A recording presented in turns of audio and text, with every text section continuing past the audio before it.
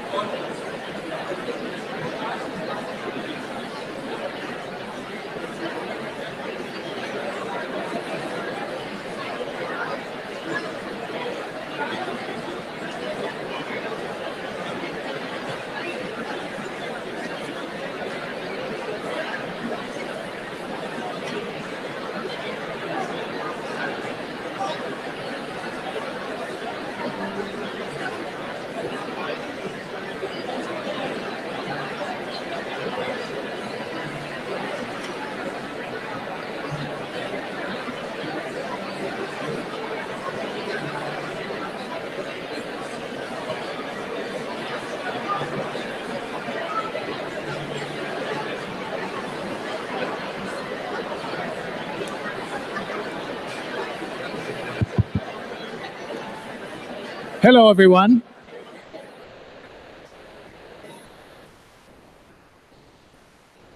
Before we get started, we'll get started in, I hope, about 5 minutes or so. We just had one more shuttle bus pull up in the front, and we'll be nice to them and let them in, or at least open the doors for them. So before we get started, just a quick notice to all the graduating students. So we're going to start with the graduates, and then we're going to go to the undergraduates. And all students should have picked up their golden envelopes, to which is attached a card, purple for the undergraduates and color matched for the grads. So make sure when you are called to go to the stage, you'll be going around the back. So you're not going on stage directly from the auditorium. You're walking all the way around, and you'll be coming through this tunnel, maybe.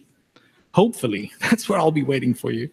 So make sure that you have this card with you, because you're going to give it to me, and I will read out your name. And if I mangle it, there's a complaint form at the front that you can send in for a $25 Starbucks card. And if you give me $5 of that, I'll mangle your name. So make sure that you have the card with you. Otherwise, I can't identify you and I can't read out your name. So we'll get started in a few minutes. Thank you.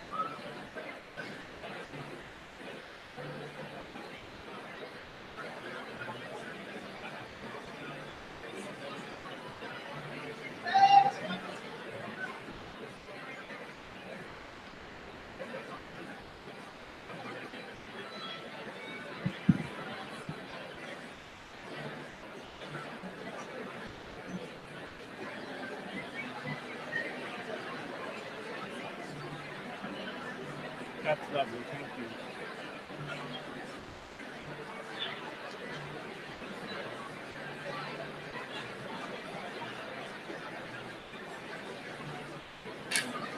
Yep.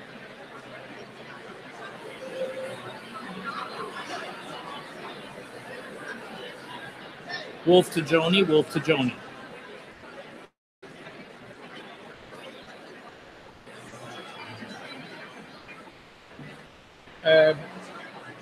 In a couple of minutes, can they switch to the Trumpet Voluntary? I think the Trumpet Voluntary is up next, and that'll get everybody into a rousing mood.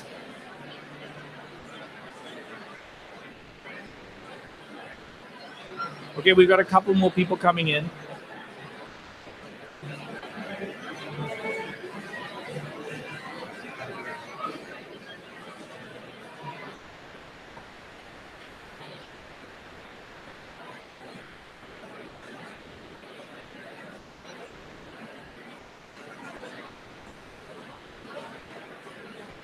Okay.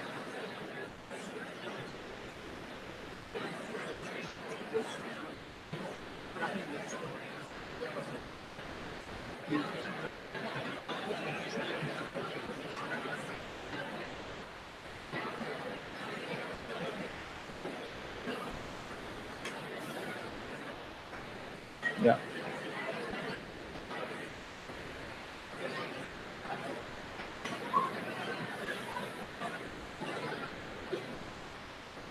Okay, this is Wolf.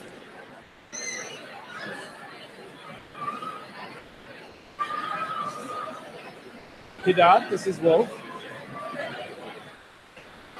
Yes.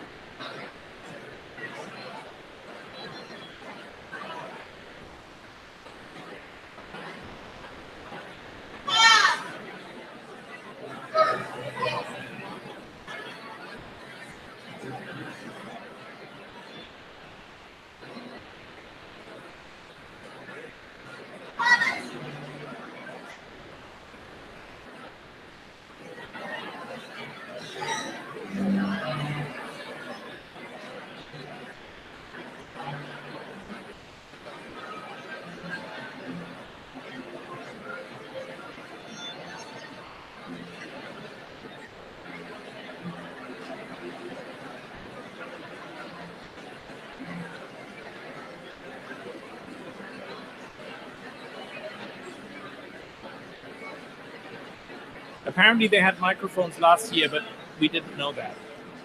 Or forgot about it.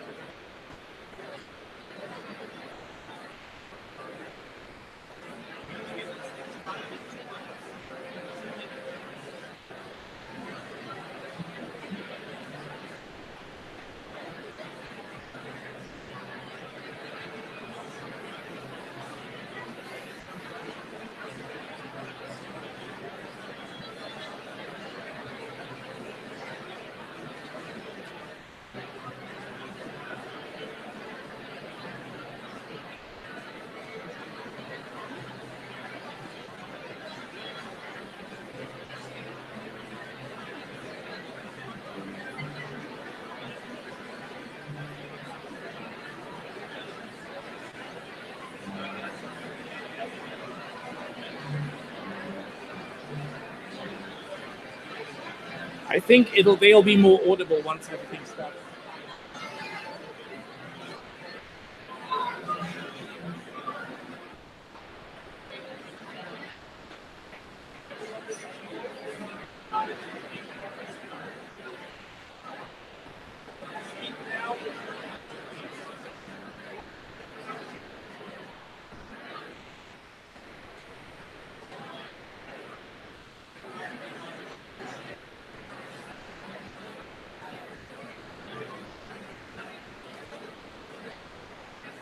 Joni, this is Wolf.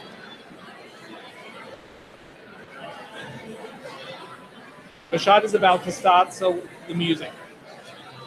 Can you kill the music?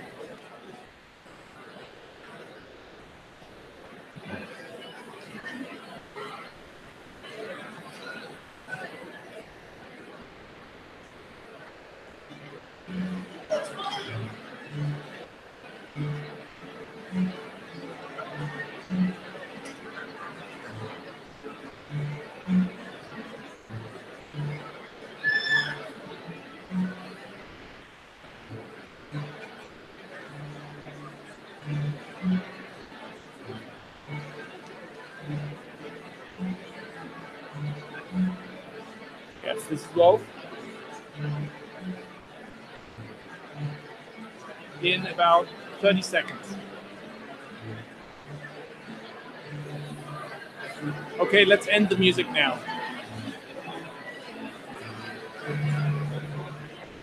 Okay, Rashad.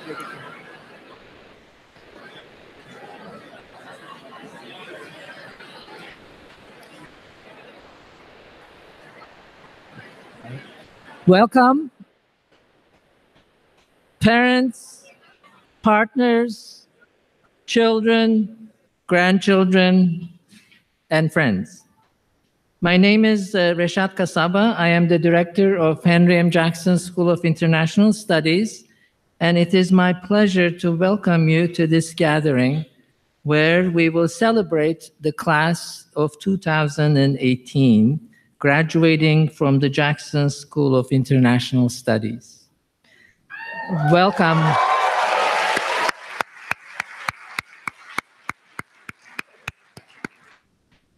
This year, we are graduating 322 students. 62 of them will be receiving master's degrees, 258 will be receiving BAs, and also 2 students will be receiving their PhDs.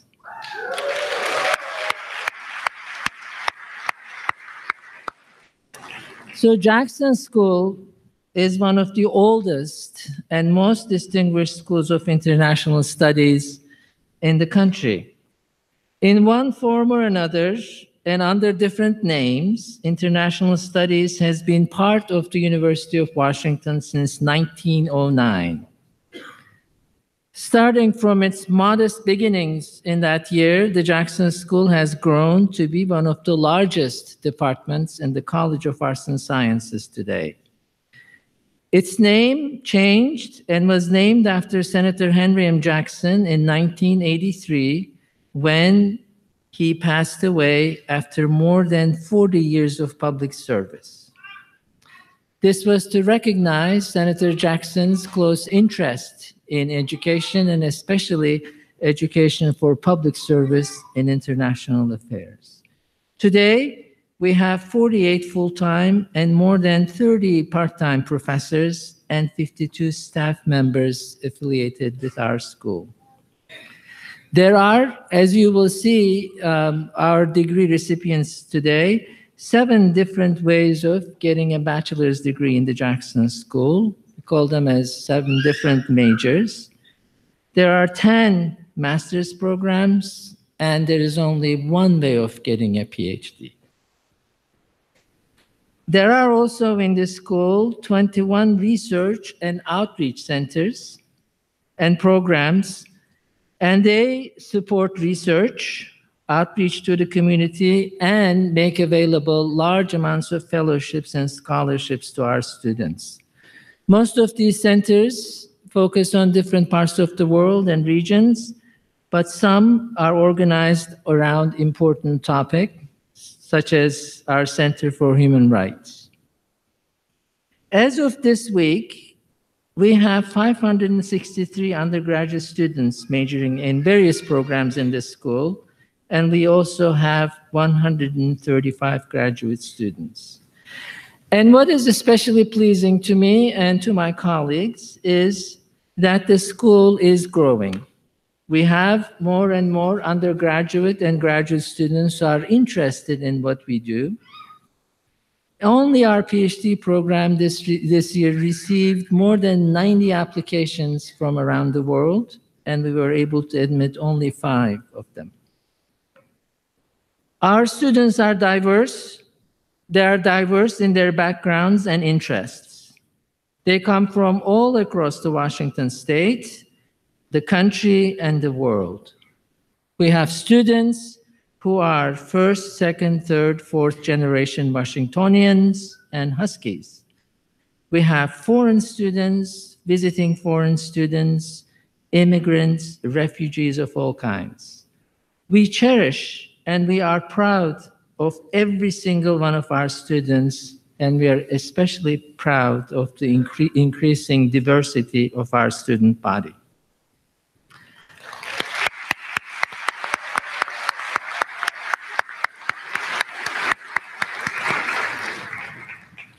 We also have a diverse, strong, and growing faculty that guide our students in their quest for questions and answers. Our 5 newest faculty who joined us this year are finishing their first year of teaching in the Jackson School. At the other end of the spectrum, I have colleagues who have been here 10, 20, 30, or more years, making many contributions to different parts of the school.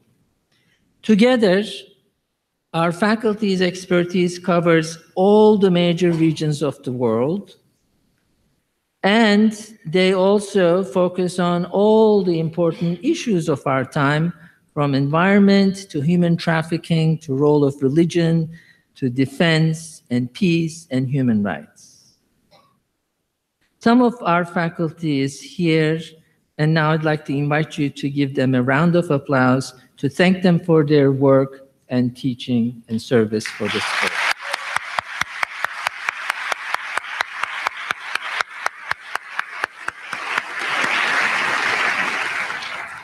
So when people ask me what we do in the Jackson School, the short answer is that we teach about the world.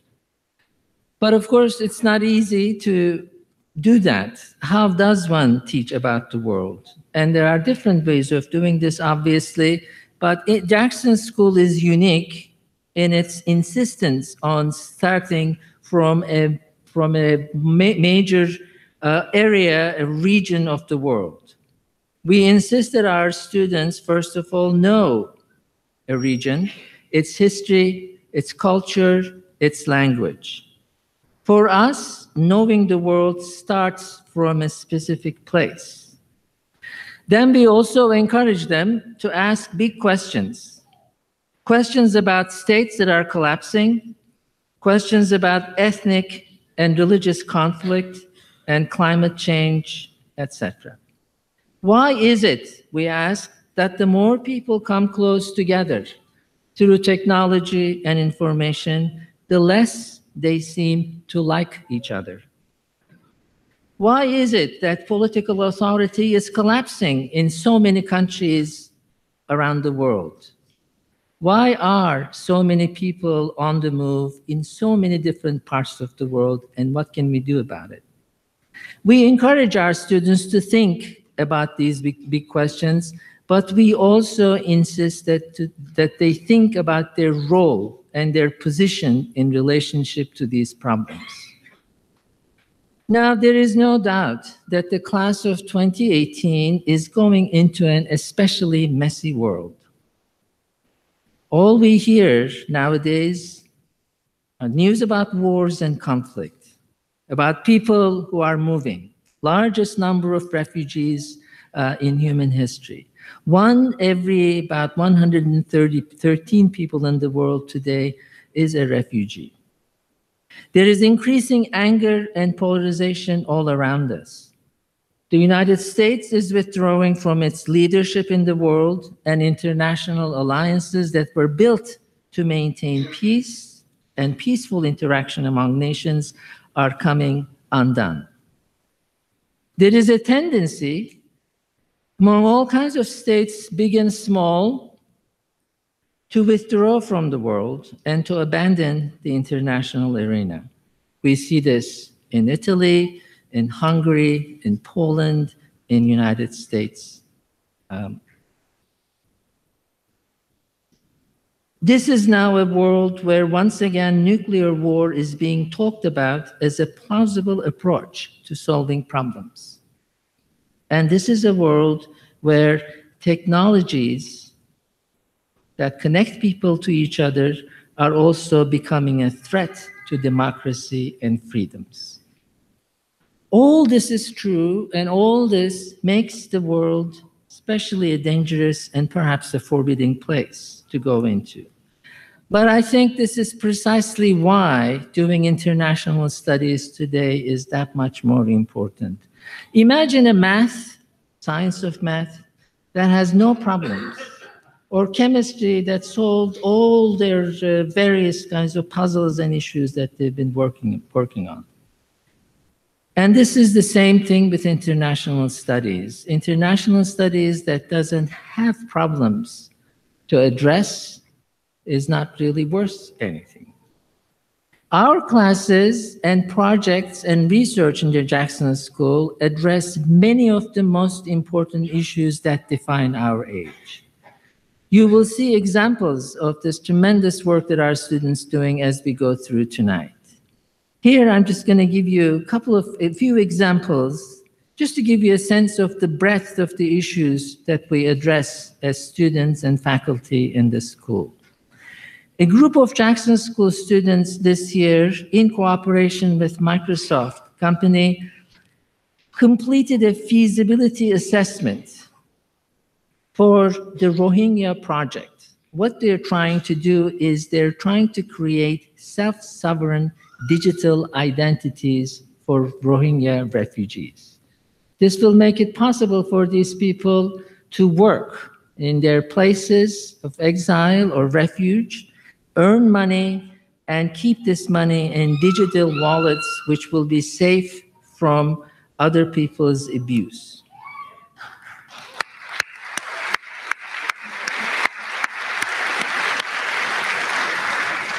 Another group of students asking this question: which institutions and countries are most relevant to systemic cyber risk and mitigation?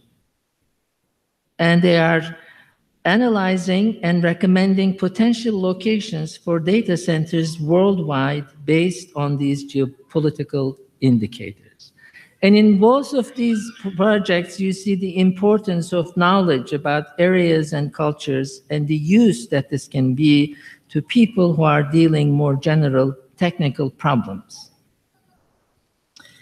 Still, another group under the leadership of Professor Angelina Godoy is working with an NGO in El Salvador to find out what happened to the children who were taken away from their parents during the civil war in El Salvador in 1980s.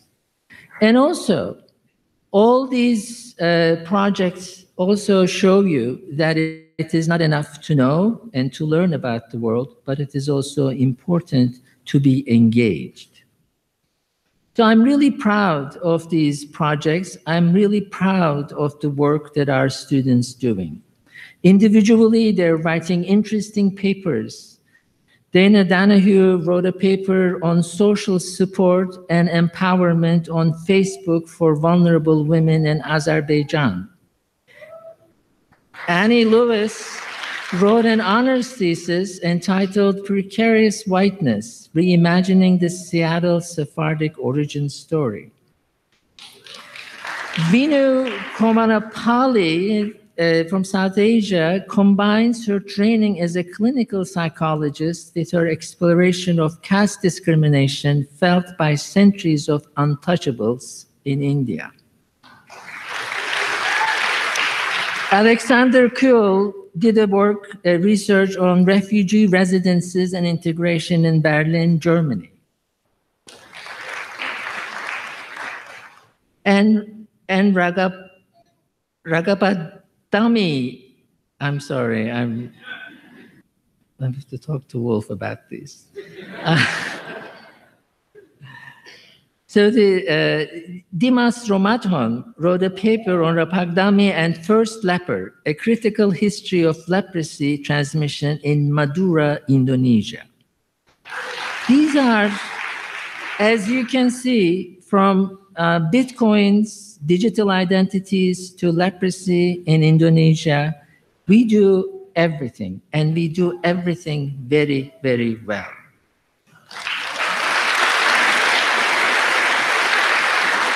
I also want to emphasize, despite all these problems, despite all these foreboding tendencies that we see all over the place, this is also a very exciting time to be alive. I am of that generation that started writing his dissertation on something called typewriter. I had to have carbon paper to put between the papers to make sure that I had copies. By the time I finished my dissertation, I could use a mainframe computer, which was a big, big step forward. And in that time, in the time since I started teaching here and I came here, the way our world changed is unimaginable.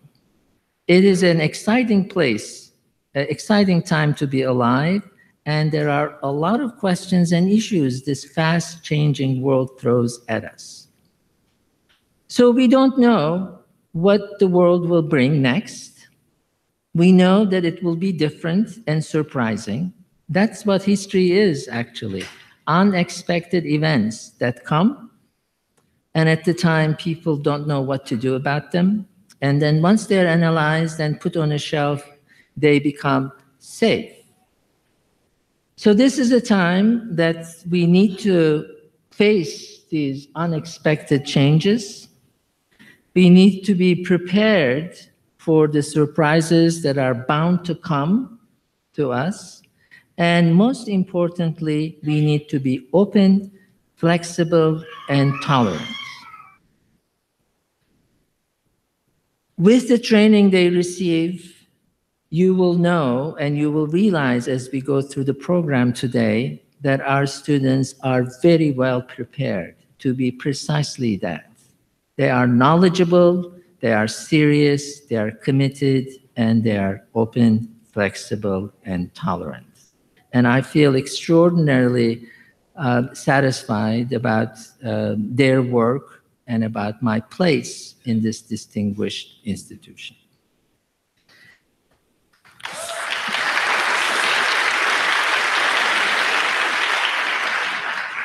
So, with that, we will start our program, and each year for the past several years, we go back to our record, student records, alumni records, and we choose one of our alumni as a distinguished alumni of the Jackson School. We make this choice keeping in mind the service this person does, based primarily on the knowledge that they have received through their education in the Jackson School and elsewhere, public service that's exemplary, and it is also with a hope that they will inspire the new group that is getting ready now to go into the world. This year, I'm very pleased to have Carmela Conroy as our distinguished alum and speaker. Carmela graduated from the Jackson School in 1984 with a BA focusing on international trade and investment. She then moved to Tokyo to establish and teach an English conversation program for Japanese students. This helped her become fluent in Japanese and also pay for her JD from University of Washington School of Law. She received that degree in 1990. Carmela also earned an MA in National Security Studies from the Naval War College of Command and Staff. Carmela joined the U.S. Foreign Service in 1996 and currently directs an office in the Department of State's Bureau of Conflict and Stabilization Operations. Her overseas experience includes a term as political advisor to the Provincial Reconstruction Team in Bamiyan, Afghanistan, and as Regional Refugee Coordinator in Kabul. She has also served in Tokyo Auckland, New Zealand, and as U.S. Consul General in Lahore, Pakistan. I am very pleased to introduce Carmela Conroy.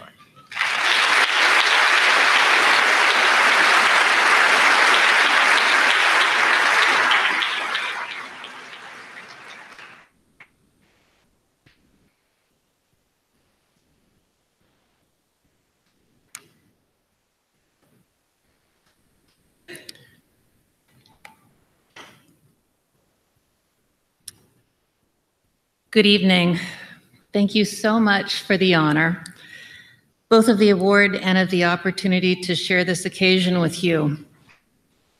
When I was sitting where the new graduates were, I could never have imagined that I would be here today, let alone that I would have taken the path that I've wandered on in the 34 years since then.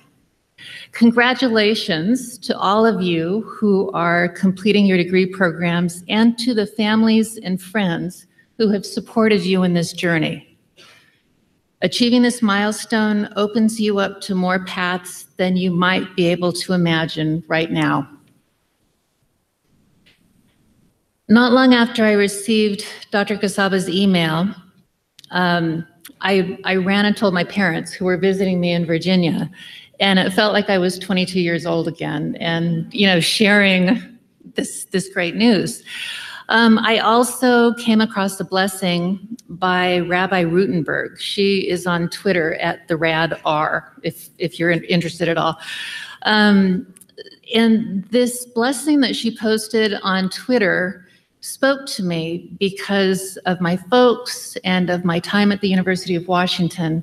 And I'd like to share that blessing or prayer and my experience since I left the school, or on my way in since I've left the school, with you today. So the blessing starts. May you grow into your greatest, bravest, most loving self. May you stand unafraid of the great, exquisite, bright light within you that is straining to get out. May you trust that light, and may you hear the still, small voice within, whispering to you about what you need and who you can be. I was born and raised in Eastern Washington in Cougar Country, and my family did not know what to make of my certainty that I wanted to become an attorney and that I wanted to do that via the University of Washington as a Husky. They nevertheless loaded up the car, and in the fall of 1980, they drove me to Seattle, my big, scary first adventure. May you follow the light and the voice wherever it may take you, even to places you hadn't guessed, hadn't imagined, that hadn't been part of the plan. May you remain always curious, open, and eager to grow. May you walk through your life with wonder, with radical amazement and gratitude. Early in my sophomore year, I discovered the Jackson School of International Studies, taking a new course, titled States and Nations in the Post-War Era. Until then, despite the school's illustrious roots, I had no idea that there was such a thing as a School of International Studies. I took the course and I worked harder there than I had in any previous course whatsoever, and I loved every minute of it. 3 years later, I graduated from the Jackson School, and I was broke. I was sick to death of school, and I could not carry on the simplest conversation in this language that I'd spent 2 years beating my head against. I don't know if anybody can relate to that. I turned out okay. I asked for help.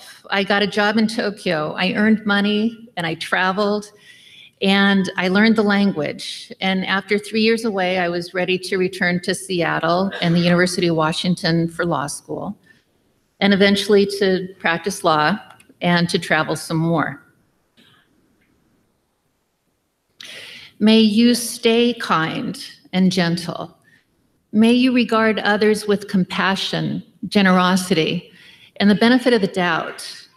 May you seek always to be of service, to offer yourself to those who need help, who need you. May you speak out bravely against injustice. So, yikes, Rabbi, right? So for a few years, I represented the people of the state of Washington in seeking justice for the victims of crimes back when I was a deputy prosecutor in Spokane. It's hard to keep giving others the benefit of the doubt when you work in criminal law, and I needed a change. The Foreign Service beckoned, even though I was not one of those people who got in on the first try. It took a couple of tries, but it was the right thing for me to do next. And I've learned that service sometimes means facing down an angry admiral or an angry ambassador who is really not at all interested in hearing from a junior officer who's decided that she's going to speak truth to power. Sometimes it's visiting Americans who are justly or unjustly imprisoned in a foreign country. Sometimes it's celebrating the 4th of July in a young democracy, in a country with less experience as an independent nation than the United States had when we fought a civil war over whether or not we were going to stay united as a country with freedom for everybody, as we promised in our founding documents.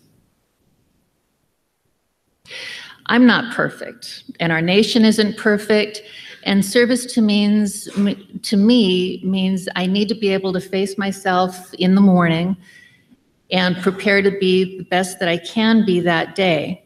My most rewarding days, in retrospect, were the days that, at the time, frightened me the most.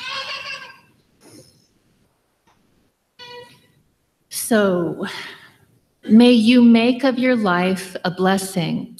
May your thoughts, actions, and very being be an offering to the transcendent, to the great stream of life, to, if this language resonates with you, to the Holy One. I feel unimaginably blessed, or lucky, or however you would like to say it. Whether you believe God created humankind, or that humankind created God, I hope that you feel the same way here today. We're gathered here to celebrate academic achievements, the search for understanding, and of creating bridges between people and across cultures. Life turns on a dime, so I hope that you'll take a minute now, indulge me, and express your appreciation for today and for this moment to somebody who's sitting near you right now. Let's do it.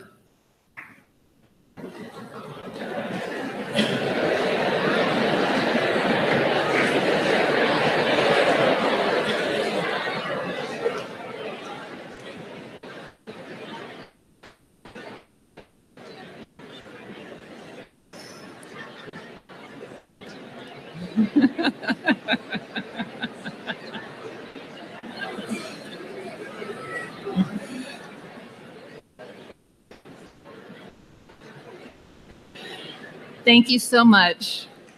Thank you for your kind attention, and congratulations to everybody.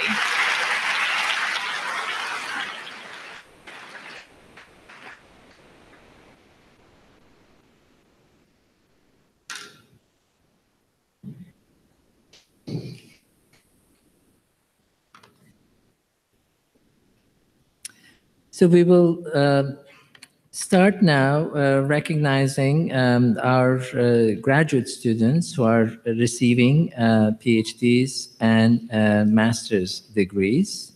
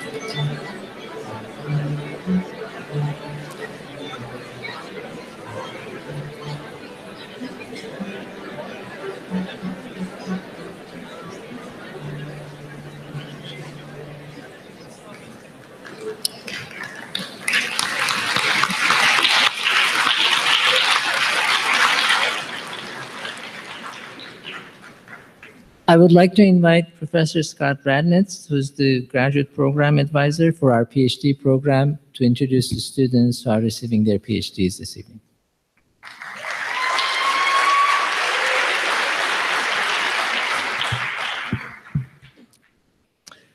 I am happy to announce the first graduating students of the evening, 2 of them, and there are many more to come after. We have 2 graduating PhD students who now can be called doctors.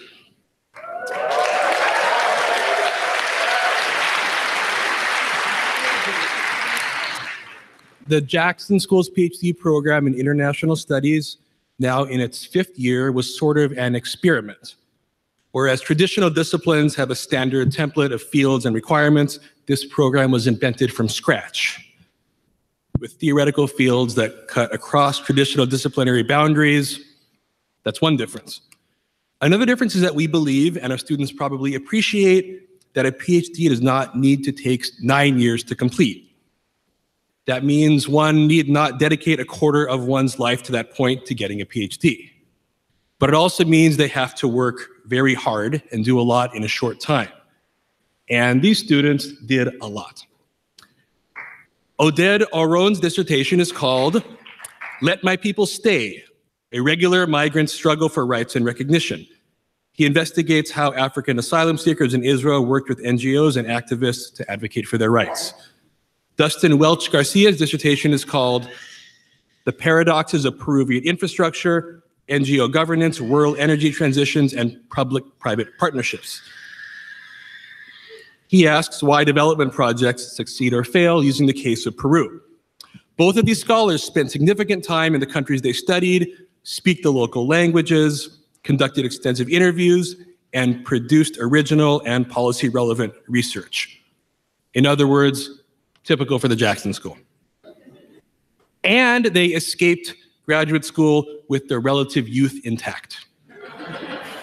So it is my pleasure to present the 2018 graduates of the Jackson School PhD program.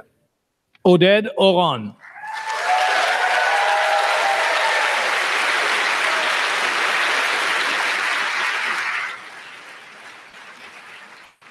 Dustin Welch Garcia.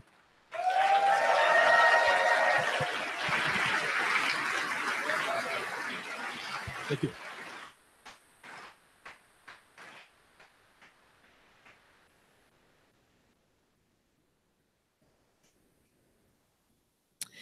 I'd like to now invite Megan Bauman, the interim director of our Applied Master's Program in International Studies.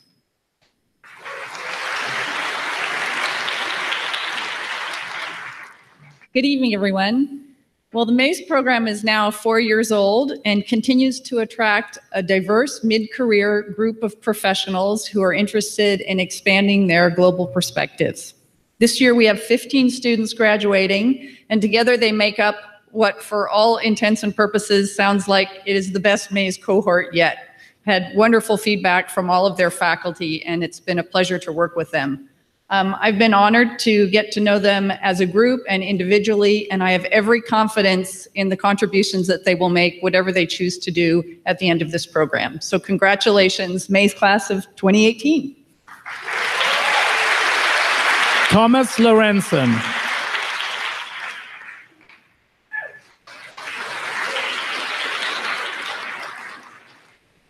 Betty Chela Nalungwe.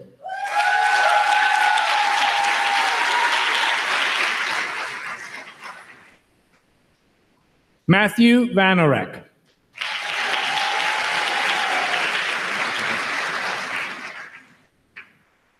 Morgan Ann Conley.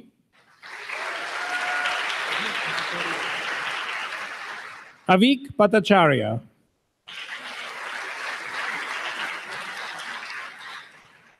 James Horseman.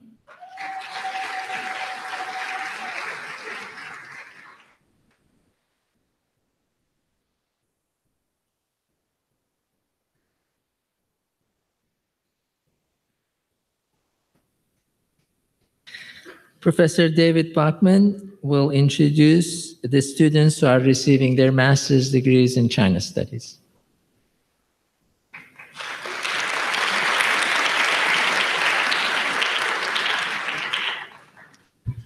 Good evening. The China Studies program starts back when the Jackson School started in its origins in 1909. So we're a 109-year program in contrast to the previous programs. In the 1950s, we were one of only 2 real China Studies centers in the United States. Since that time, a number of other places like Stanford and Yale and a few other places have caught up. But since that, we emphasize a depth and breadth of knowledge of China. We have people in the College of Arts and Sciences, in the College of the Built Environment, in the School of Law, and throughout the campus. So we, as a program, represent a wide range of students and faculty interests, research interests, in one of the great China centers in the United States. And with that, it's my pleasure to welcome the 2018 graduates of our MA program.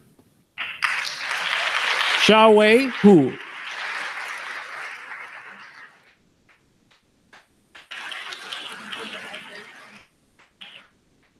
Tessa Frederick.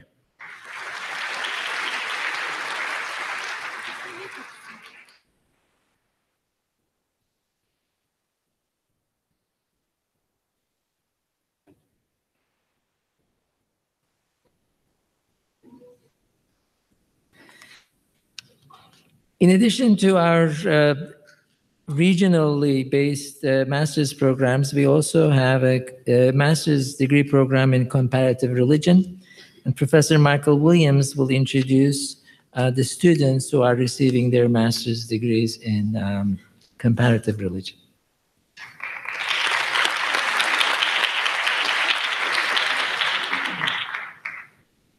Thank you, and congratulations to all of the graduates and family and friends here this evening.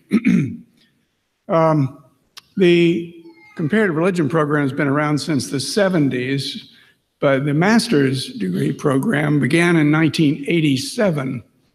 And I don't know precisely how many students have graduated through that program, but a good number. And with a wide variety of interests and special areas of research. And tonight is no exception. We have a wonderful group. I've had the pleasure of teaching, having some of them in my own classes. The Comparative Religion program covers all of the major religious traditions in the world and some minor ones as well. So if you have feel aspiration or just curiosity for some higher connection or interested in studying about people who do, we're your 911. We've got you covered. Or you could search Facebook. I mean, what could possibly go wrong with that? I want to greet our wonderful group of master's graduates this evening in the Comparative Religion program, the graduates for 2018. Jackson Barkley Stevenson.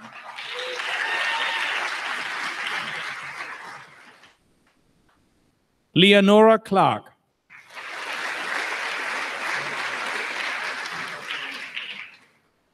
Sarah Molai.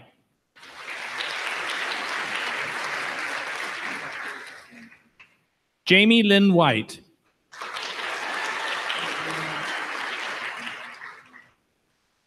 Kurt Willems.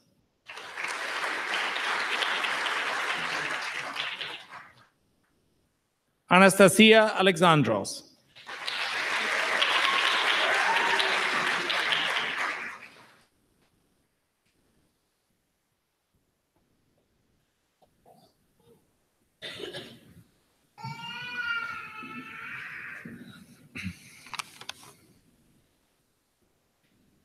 Professor Sabina Lang will introduce the students who are receiving their master's degrees in international studies.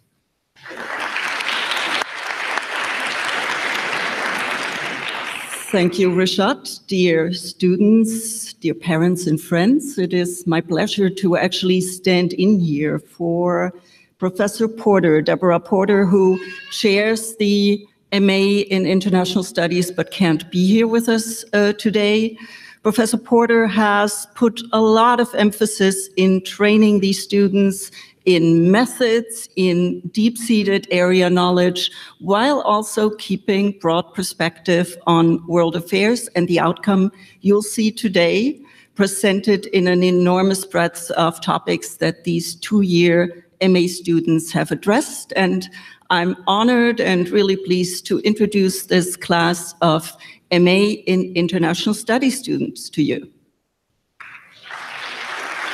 Guan J. New.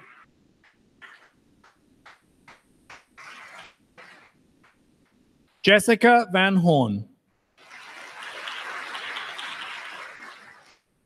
Francisco Ramos.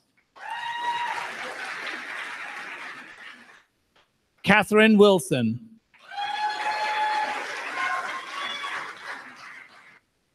Amy Dello. Reed Stobbart. Alexander Cool. Allison Wattles. Carl Taylor.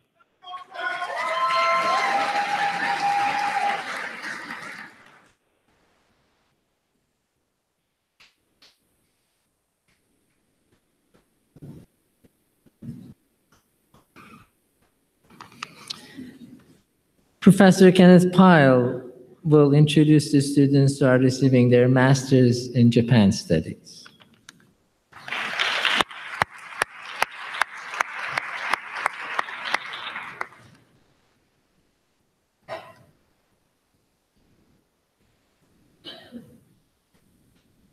So before congratulating our new graduates, let me say a few words about the Japan program. It's one of the 2 or 3 oldest in the country, dating back, as David Bachman said, to the time when the China program also was the first part of the Jackson, what was then the Department of Oriental Subjects in 1909. Recently, as part of our application for renewed federal support, I was asked to offer examples of what our graduates have done.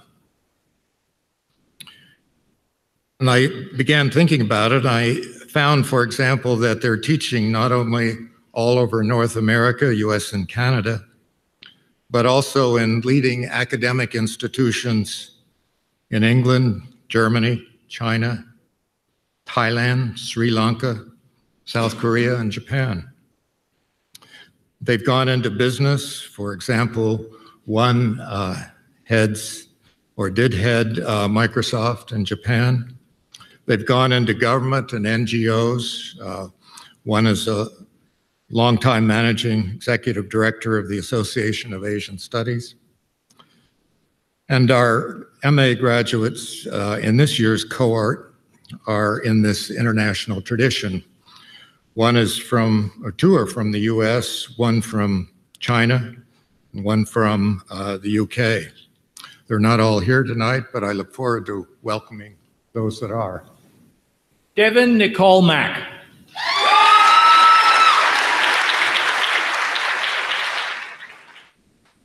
Mackenzie Allen McMillan.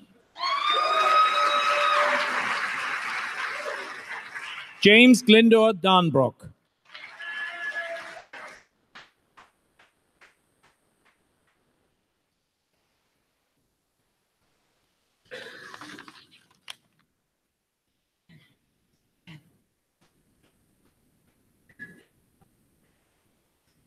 Short intermission here.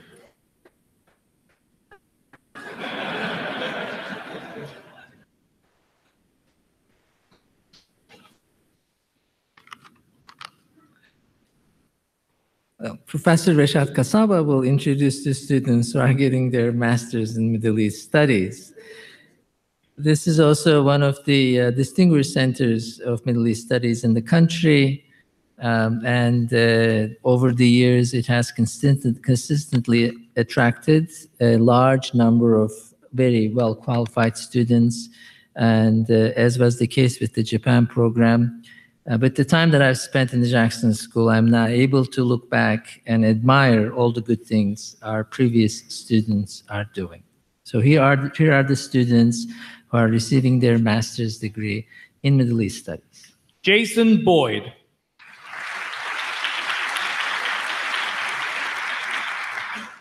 Samuel P. Gordon.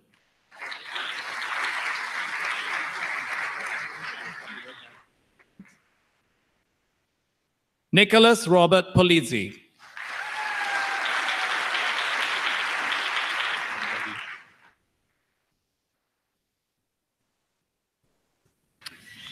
We'll invite once again Professor Scott Radness, this time to introduce the students who are getting their master's degrees in Russian, East European, and Central Asian Studies.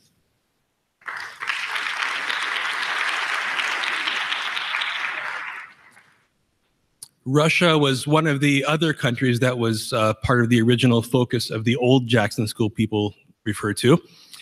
Today, Russia is at least partly responsible for many of the interesting questions and issues that keep our students motivated today. But students do not just study the history, politics, culture, languages of Russia. We cover 29 countries, so students also focus on the Balkans, the Baltics, Central Asia, and the Caucasus. And today, the students that will walk across the stage have studied at least 3 of those, but there are many more. So here are the graduates for 2018. Matthew Robert Newton.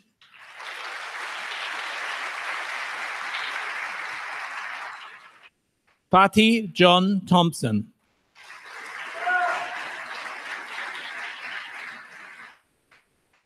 Dana Donahoe.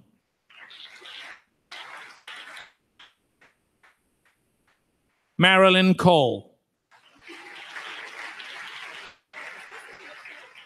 Jared C. Rowe.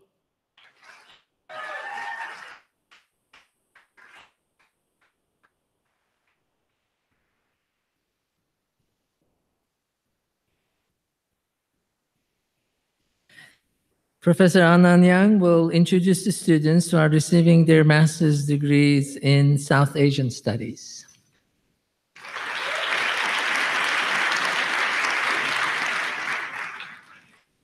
So I'm substituting for Professor Sunila Kale, who could not be here. South Asia, even back then, known as India, wanted to make sure that China and Japan didn't get too far ahead. So even as early as 1909, the precursor of the Jackson School originated Sanskrit. So Sanskrit has been taught at UW for over 100 years. Our alums in the last few years have typically gone into academia, PhDs of one sort or another. Several have drifted into the State Department. Others have gone into think tanks of one sort or another, and others are working for NGOs. As always, we have a very distinguished class, and I believe both of this year's MA students are here. Binu Komanapali.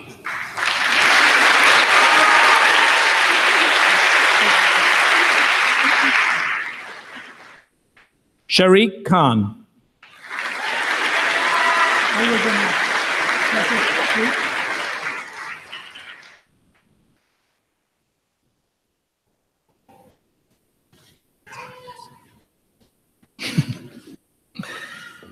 Professor Christoph Gibel will introduce the students who are receiving their master's degree in Southeast Asian Studies.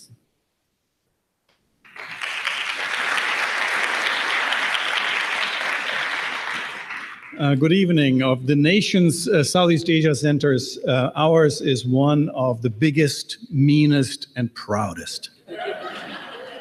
Our students study a region of great strategic importance, of a cultural richness and diversity that is unrivaled, with 11 nation states and hundreds of languages, of which our graduates are required to master one.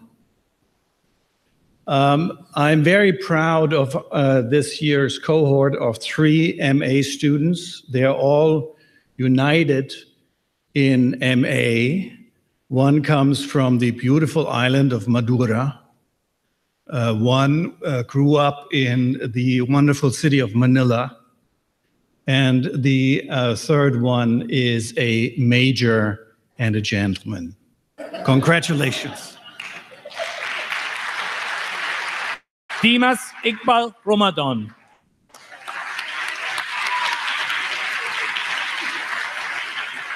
Clifford Peterson.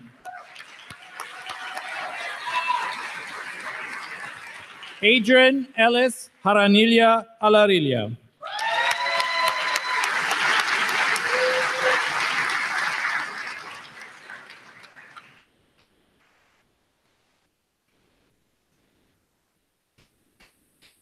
So I'd like to congratulate all the students who have received their PhDs and master's degrees this evening, and we've met some of them on the stage.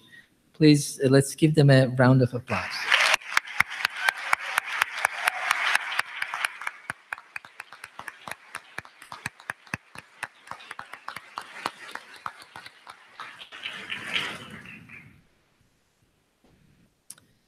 So we have several awards that we also give in the course of this evening. The first one is Graduate Student Book Award.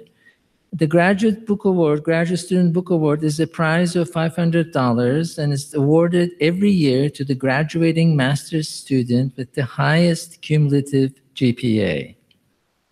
This year, the award will go to Mengya Liu, who is graduating with a master's degree in China Studies with a cumulative GPA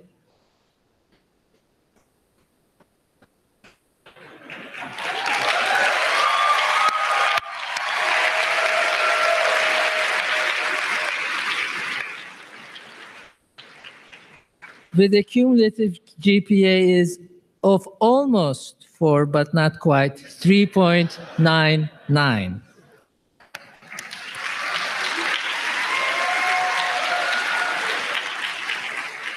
Nenga has written a thesis titled Manufactured Apparitions, Materiality and Post-Socialist Memory in Contemporary Chinese Visual Art. Mengo is not with us this evening, but we are very happy to recognize her success and to let you know that she will be receiving this award.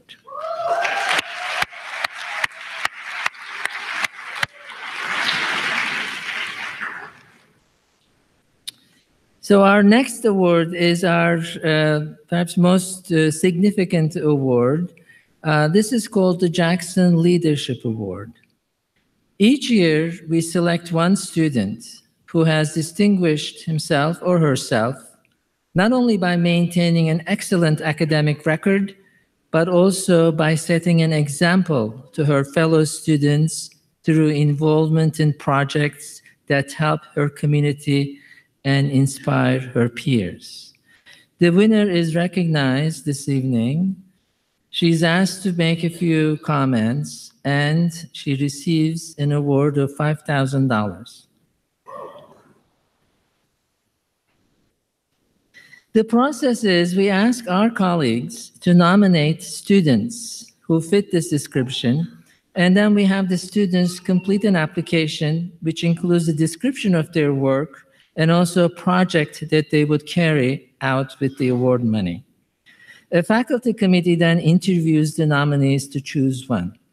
As you can imagine, this is a very difficult job. Often we come away after these interviews saying to ourselves how lucky we are that we get to spend time with such smart students, and what an impossible job it is to select one of them as a distinguished student and recognize him or her with this award. This year's winner is Kaya Bunzayer. Kaya is an excellent student. She's receiving a joint degree in international studies and economics. She's a University of Washington's honors student, graduating with a GPA of 3.91. In addition to maintaining high grades, she served as editor-in-chief of Jackson School Student Journal. She worked for a regional NGO in India, collecting data on malnutrition. She conducted ethnographic research in Greece, and she is now on her way to go to Quito, Ecuador, to do an environmental volunteer project, focusing especially on organic agricultural practices. A big part of leadership is to be willing to take risks, to leave the comfort of our shells, and show with our actions the difference we can make in our world. And through that, leaders inspire others. Kaya has already done so much in this regard and clearly and truly deserves this recognition this evening. I'm very pleased to introduce Kaya Bunzayer.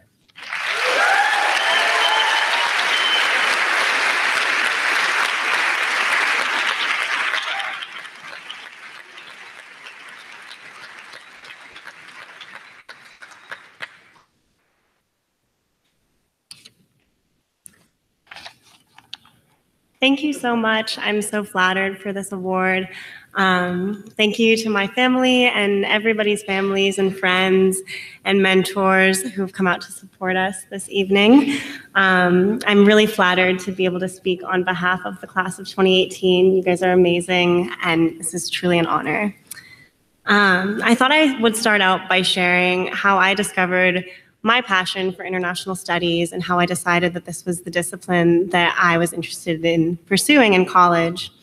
So starting in high school, I, as a sophomore, wanted to take a class entitled International Relations. It was a college prep course designated for seniors, but I really wanted to take the class, so I begged the teacher and he agreed to let me in. And the final project of the class was a simulation that we would conduct all day where we renegotiated the permanent seats of the UN Security Council, meeting some criteria. So every student was assigned a country, and I was assigned Oman. And I didn't know anything about the country before I started, but I was really excited. And as the youngest student in the class, I didn't think I would play a huge role in the simulation, but that quickly changed. I embarked on a mission to get Oman a permanent seat on the Security Council. So my first step was approaching all of the countries in the Middle East and convincing them to support me as a representative to sit on the Security Council if chosen.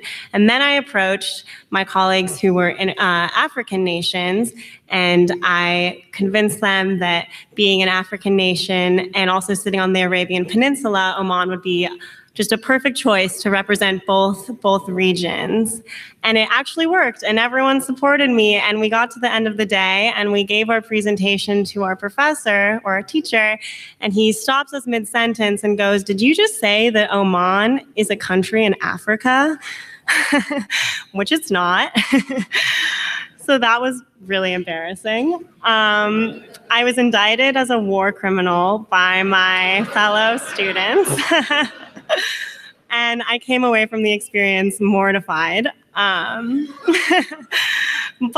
I, through it all, realized that there was really an energy to the whole exercise that I was so excited to be there doing this negotiation and working and collaborating with my students and practicing this diplomacy within the classroom. And so from that point on, I knew that this was really what I wanted to study. So coming into UW, I knew I wanted to be an international studies student, and I was really excited to join the Jackson School. But I really didn't understand immediately how the Jackson School is really so much more than just a set of classes. Starting right away in my freshman year, I was so surprised and thrilled by the breadth of guest speakers and lecturers that the Jackson School brings in for its students and the broader UW community. I began to really enjoy my classes. It didn't feel like school at all. And then starting my sophomore year, I got involved with the Jackson School Journal of International Studies, which I later became editor-in-chief of. Being a Jackson School student has taught me many things. It's taught me to write, which is something coming into college I thought I knew how to do. And when I returned to my high school papers, it's clear I did not know how to do that. It's taught me to think critically about the sources that I read and the news that I consume. It's given me a more global perspective, both in the classes that I've taken and in the diverse community of peers that I've had around me these past 4 years. It's taught me to be collaborative in my work and support team members on projects. And it has really taught me how to write a why question paper. One of my biggest fears coming to UW was size and loneliness. But being a part of the Jackson School was really what helped me to overcome this. It's really felt like a community. For me, JSIS has really felt like a major within a really small liberal arts school with all the support from faculty and small class sizes that you would want, but at the same time, all the amazing resources and distinguished faculty that are housed under UW. The Jackson School community has truly shaped my UW experience. I want to thank firstly my dynamic and inspiring professors and advisors who have been such mentors throughout this process and taught me everything that I now know. I'm so grateful to my professors for always being willing to meet in endless office hours, go over paper ideas, talk about career advice or broadly life advice in general. Thank you so much.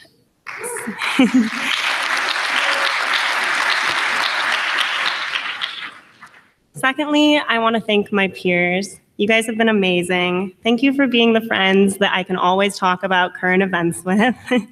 Thank you for always putting your hand up, always, and sharing your opinions in Socratic seminar-style classes. It's been great being with Jackson School students. You really know how to talk, and I appreciate it. We never have awkward silences.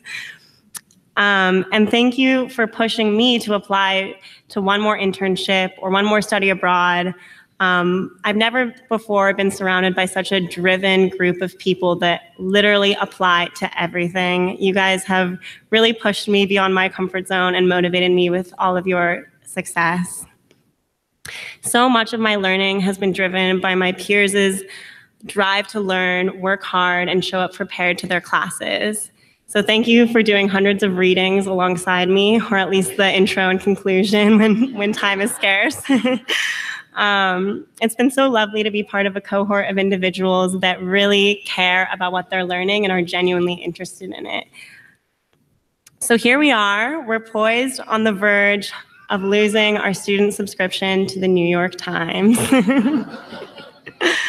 Although I know that we all carry some uncertainty or anxiety about leaving school, I'm so excited to see where everyone will go and what everyone will do next.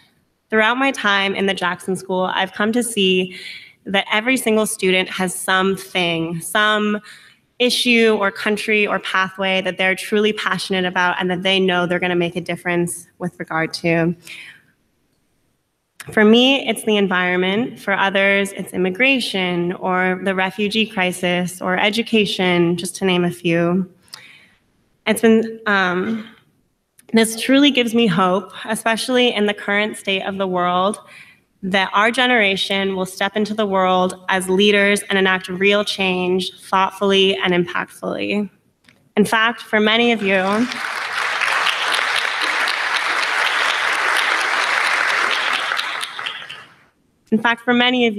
I can see that this effort is already in full swing. You guys are amazing. You do so much already, even during school. So to the entire class of 2018, we've really done it. We've taken our prerequisite language classes. I've spent so much time in Low Hall taking Spanish. We've read thousands of pages of writing, and we've all done a little bit of math due to that one introductory economics class that we all have to take. And lastly, we've survived task force. So congratulations to you all, and thank you.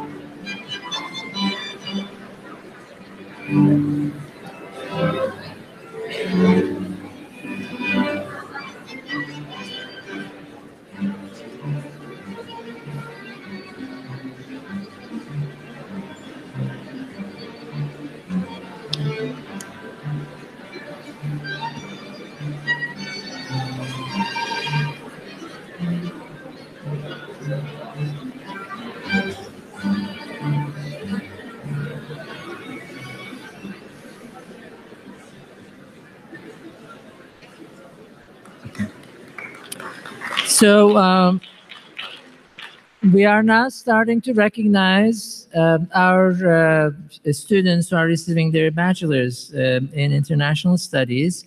As I mentioned earlier, there are several different majors within the Jackson School, and they are international studies, Asian studies, European studies, Latin American and Caribbean studies, Jewish studies, and comparative religion. We will now recognize the students who are receiving their bachelor's degrees. As they come on the stage, the program where they're receiving their degree will also be announced. Sadiq Faizi, International Studies.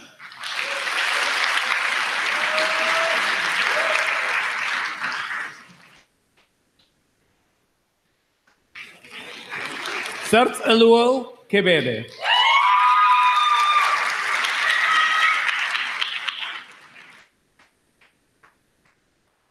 Adil bin Wahab, International Studies.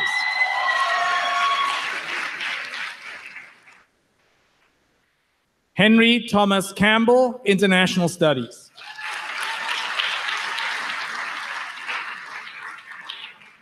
Roy Cochran, International Studies, Asia. Lukman Rusli, International Studies.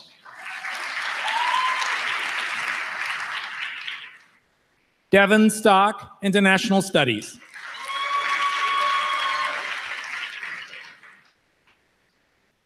Haley Ying Ju, International Studies.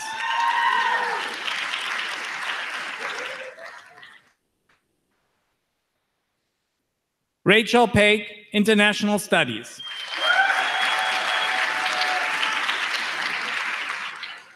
Chi Tang, International Studies, Asia.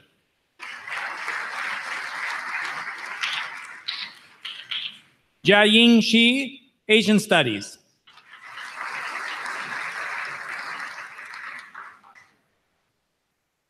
Jessie Zhang, Asian Studies.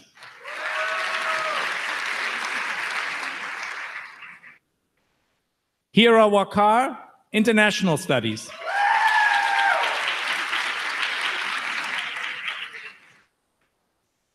Sharon Lee, Asian Studies.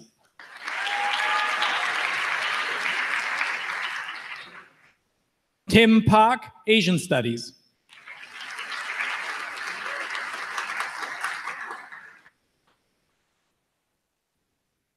Sung Hun Yum, International Studies.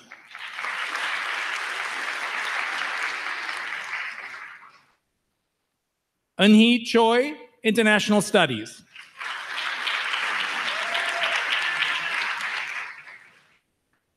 Jessica Park, International Studies.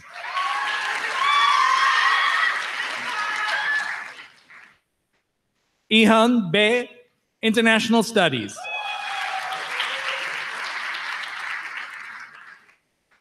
Yu Chen Jiang, International Studies.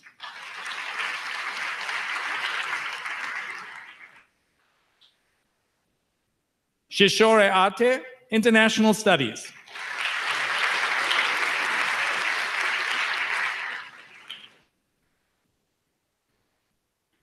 Lauren Dichter, International Studies.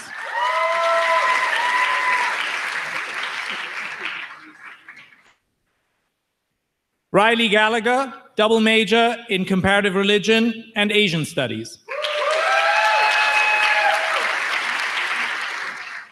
Emily Balletto Ferguson, European Studies.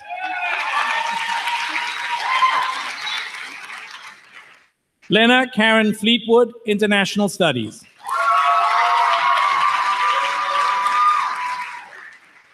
Katerina Carolyn Schrag, International Studies.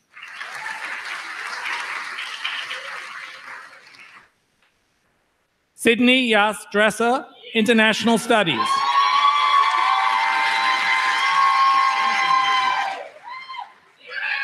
Hung Nguyen, International Studies.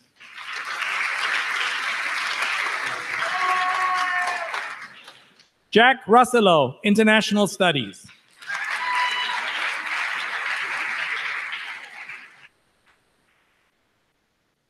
Kunat Thangcharan Vanagul, International Studies.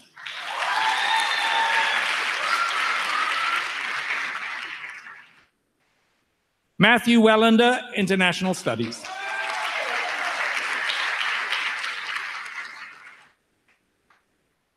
Yui Wang, Asian Studies.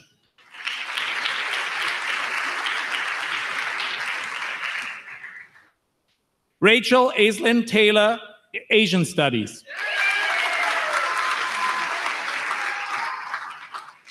Rachel Rihanna Ringo Ringo, Asian Studies.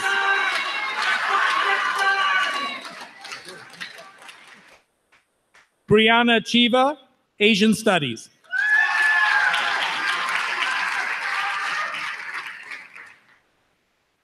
Jack McGiven, International Studies.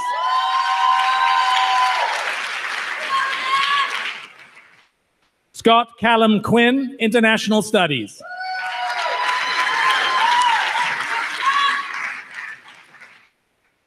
Annie Gu, International Studies.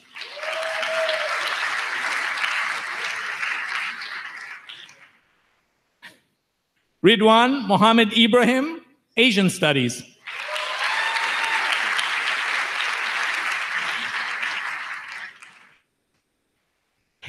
Haesang Kim, International Studies.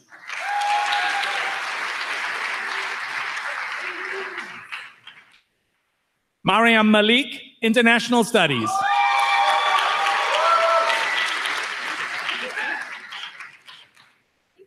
Preeti Wadwa, International Studies.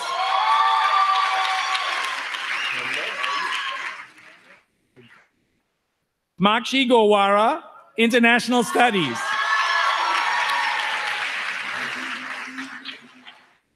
Arnav Nath, International Studies.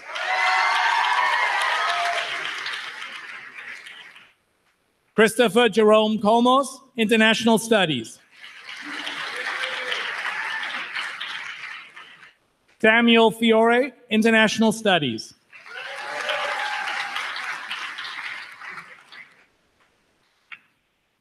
Alexandra Epanawa, International Studies.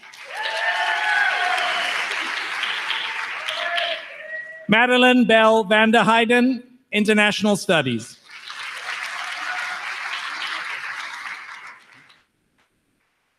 Dominique Mintier, International Studies.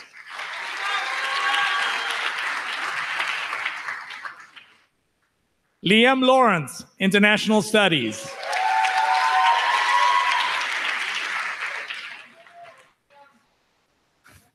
Delaney Wright, International Studies.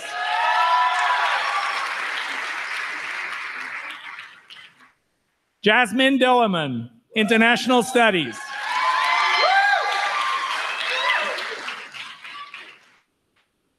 Austin Hudgens, International Studies.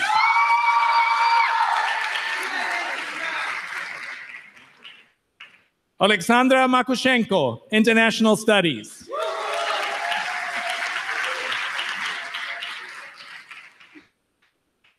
Allison Takahashi, International Studies.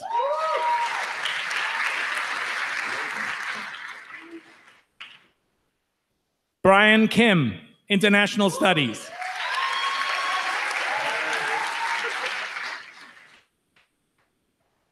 Zayu Dong, International Studies.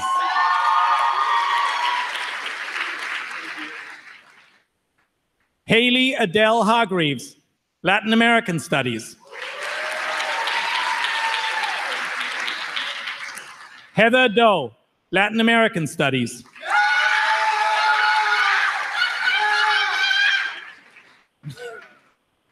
Nilida Sanchez, Latin American Studies.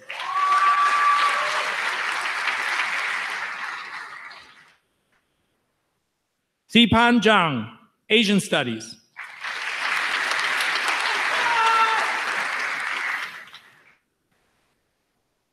Dot Castro, Asian Studies.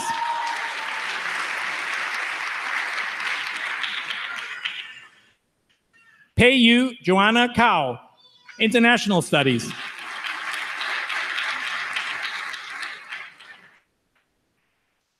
Xingyue Yang, International Studies.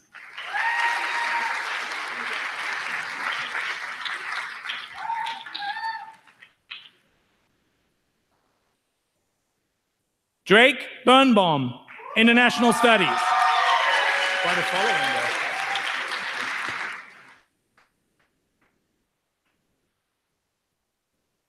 Chris Kim, International Studies.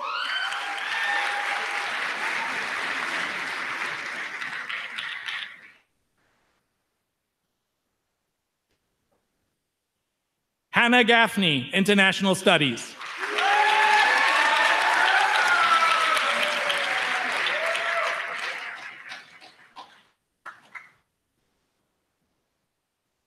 Nicholas James Raffa, International Studies.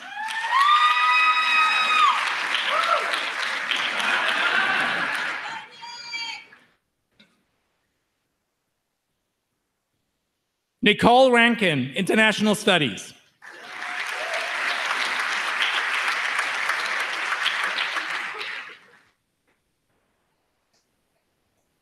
Sophie Rucky, International Studies.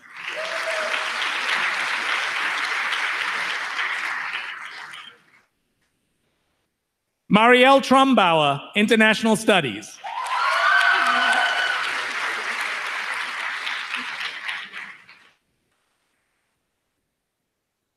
Quillen Robinson, International Studies.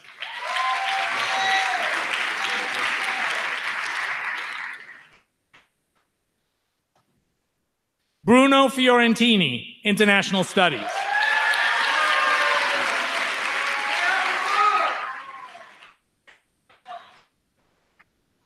Kai Xavier Frenet, International Studies.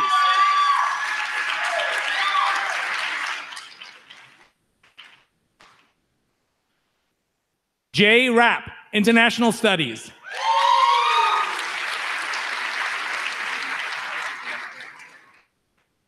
Riku Matsuoka, Asian Studies.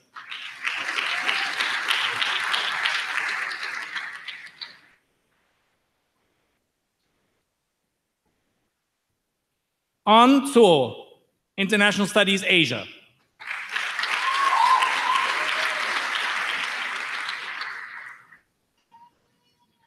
Luyan Lori Du, Asian Studies.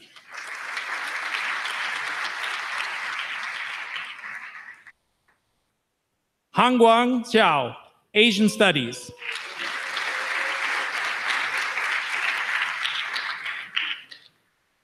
Daniel Hyungseop Lim, Asian Studies.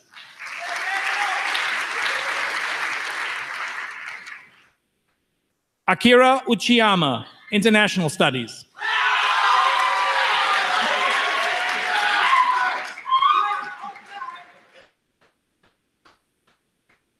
Security. Olivia Kota, Asian Studies.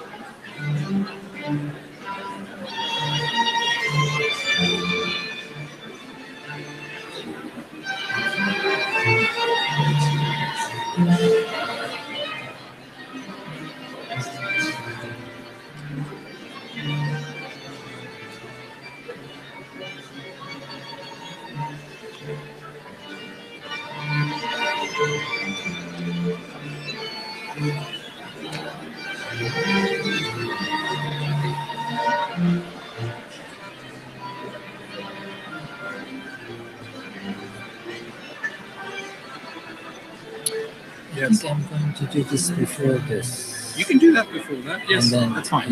There's no interruption, so you can just flip it if you want to. That's fine, because then we're done with process. You can mix it up. We've got one more block. Second block of undergrads coming through.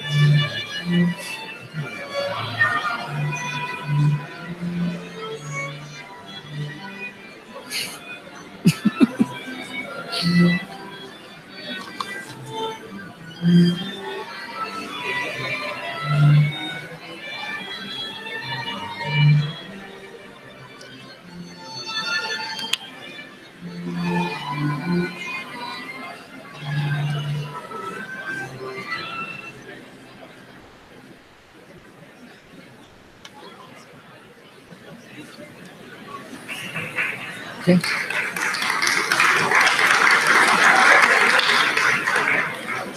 So we are continuing with our students who are receiving their bachelor's degrees in international studies. Daniel Ginata Dharmawan, International Studies.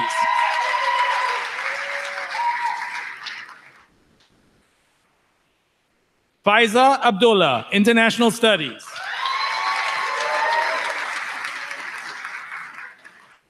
Cheyenne Virivong, International Studies.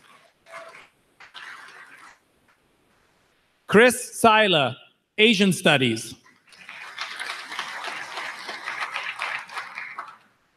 Jana McGrath, International Studies.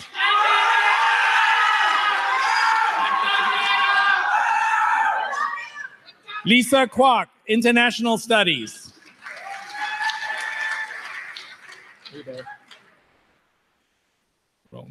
Haley Elise van der Venter, International Studies. Courtney Elizabeth Smith, Asian Studies. Sterling Vaughn Herrera Shaw, Asian Studies. Emma Elaine Bingle, European Studies.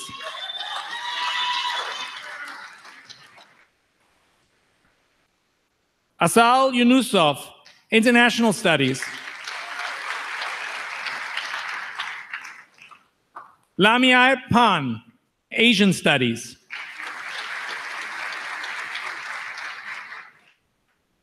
Michaela Kovner, Jewish Studies.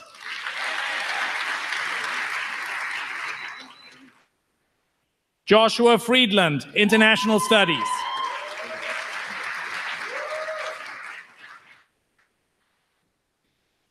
Shuo Huang, Asian Studies.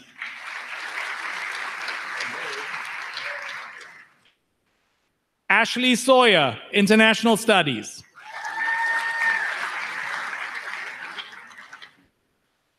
Alexander James Hall, International Studies. Heidi Jean Samford, International Studies. Angela Chen, International Studies.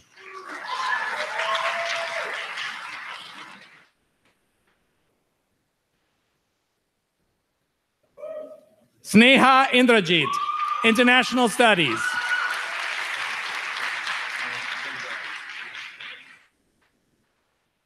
Troy Lindell, International Studies.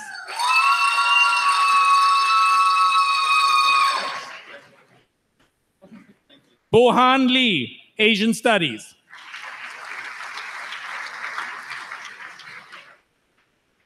Beatrice Breckheimer, International Studies.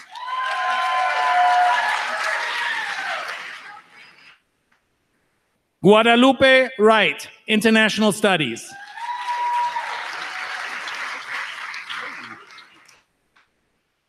Guan Yu Chen, International Studies.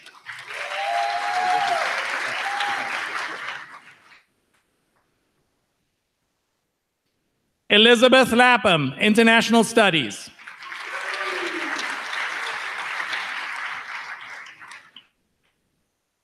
Robin McKay, European Studies.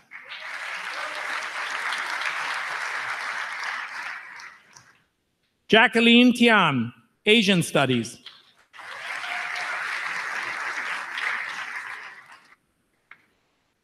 Amy Graisco, Asian Studies.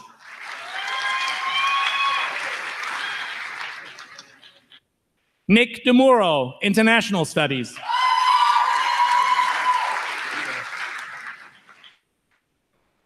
Alexander Michael Worth, International Studies.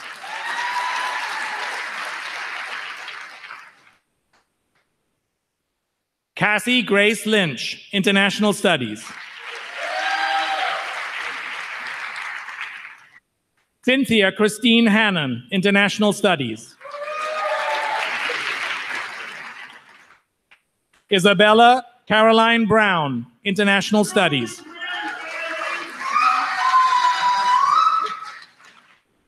Henry Martin Mylander, International Studies.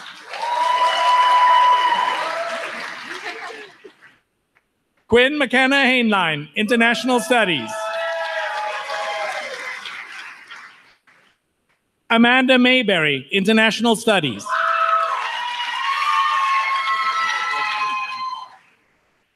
Mason Cole Hudon, International Studies.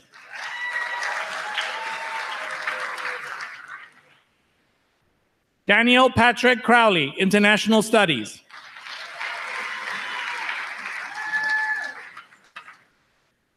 Tanya Asiniega, International Studies.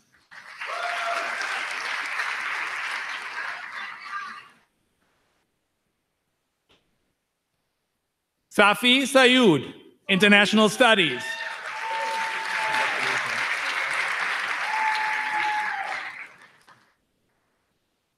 Jack Austin, European Studies.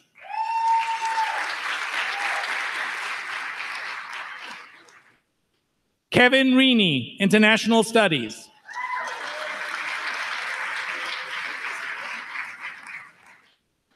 Kentaro Quick, Asian Studies.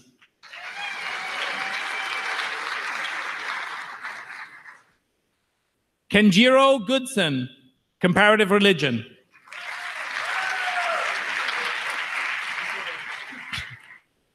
Teresa Ward, European Studies.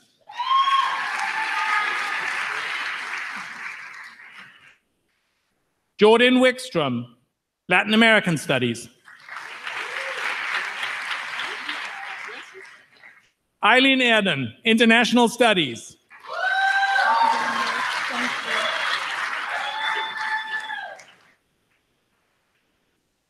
Joseph James, International Studies.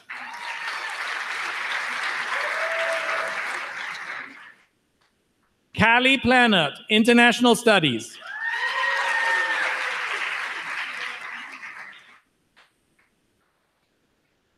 Katie Hudak, International Studies.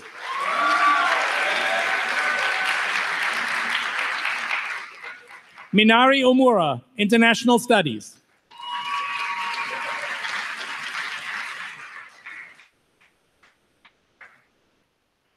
Vince Gangan, International Studies. Isabella Ollestad, International Studies.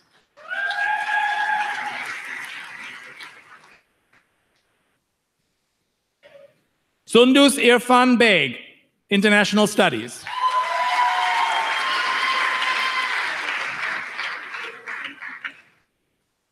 Cody Kistner, International Studies.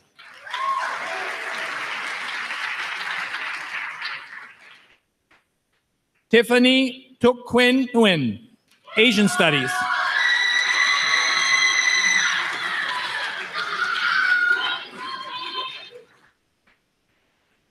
Alicia Wendy Nuriadi, Asian Studies.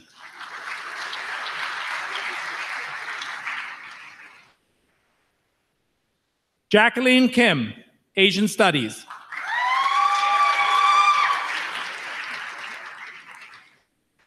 Katie Lynn King, International Studies.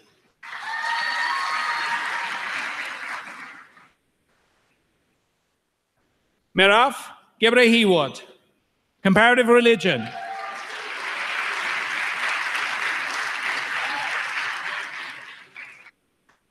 Benjamin Fruzetti, Comparative Religion.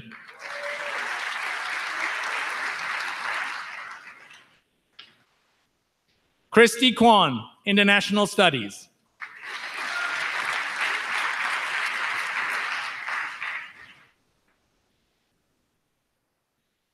Amadara Emily Inikio Oguara, Asian Studies.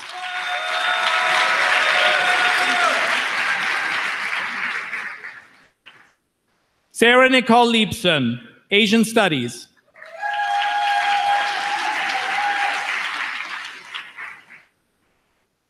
Sophia Catherine Harris, Asian Studies.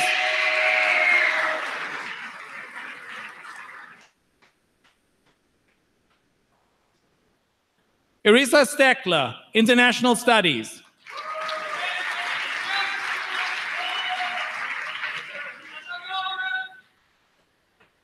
Heliko Christine Hagen, International Studies.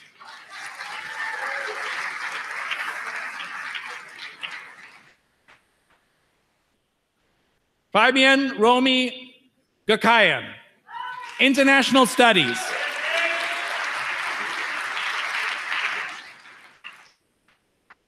Kyle Barry, Comparative Religion.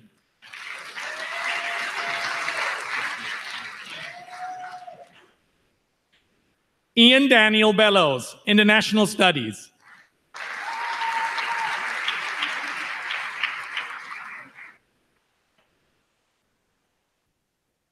Yolan Wu, International Studies.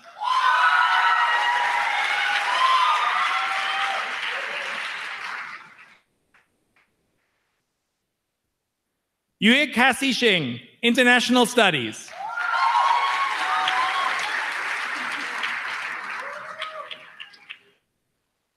Yusin Zhou, International Studies.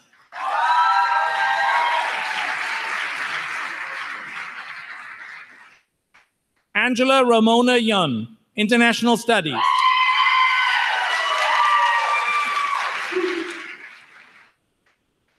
Kendra Strickland, International Studies.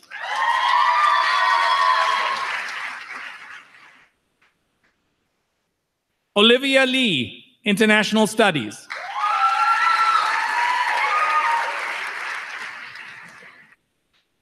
Felice Katong Mok Lu.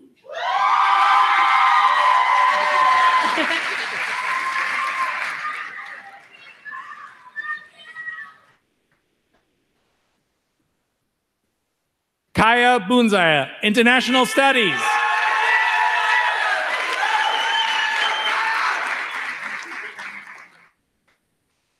Thomas Zadrozny, International Studies.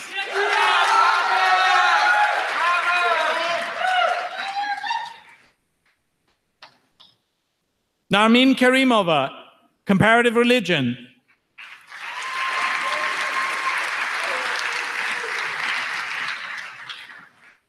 Yin Zhao, Asian Studies.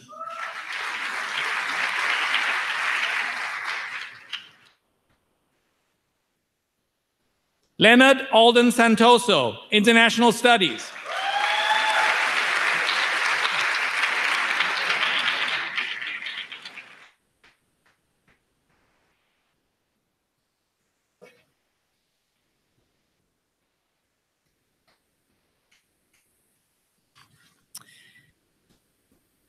So I'd like to ask the students who've received their BAs, whom we have recognized, if you could just stand for 1 minute so that we can recognize you one more time.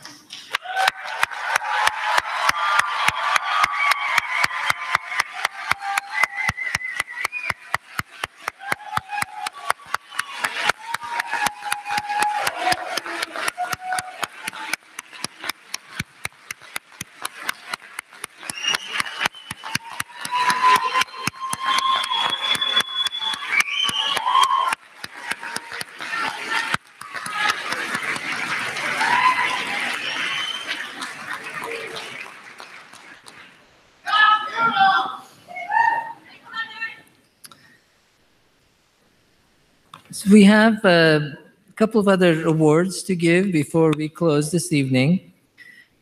The first one is Undergraduate Book Award. The Undergraduate Book Award is a prize of $500 and it's awarded every year to the graduating BA student with the highest cumulative GPA.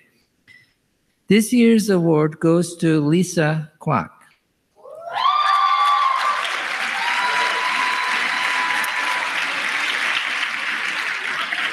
Lisa completed her major in international studies with a cumulative GPA of 3.97.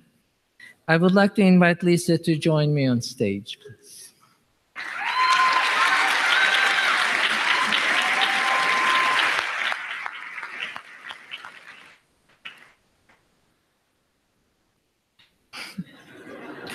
Lisa is a double major, international studies and dance. Now, for her outstanding academic achievements, Lisa was also awarded this year the Dean's Medal. Only 4 students in the entire College of Arts and Sciences receive this recognition each year. So we are very proud to have Lisa as one of our own, and I'd like to congratulate her for her double achievement tonight.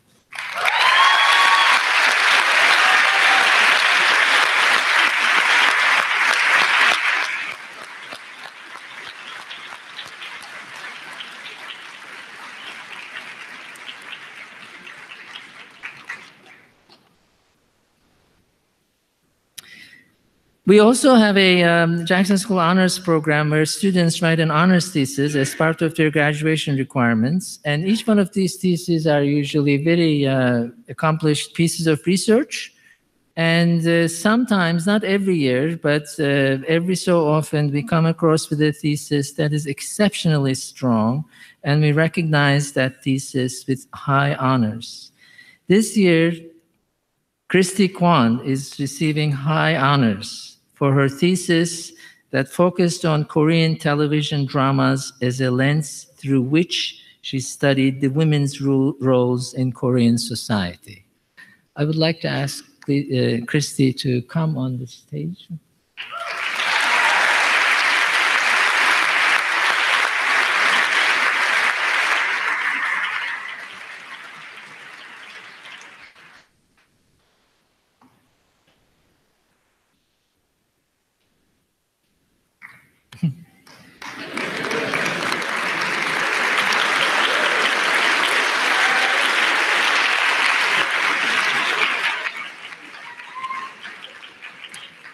So each year we give degrees and give awards to our students, but also students get to recognize a faculty member or a staff for that faculty member or staff's service to the students. This award each year is given by Jackson School Student Association. So I'd like to ask Marielle Trumbauer, who's the president of Jackson School Student Association, to come on the stage to present this year's Student Service Award.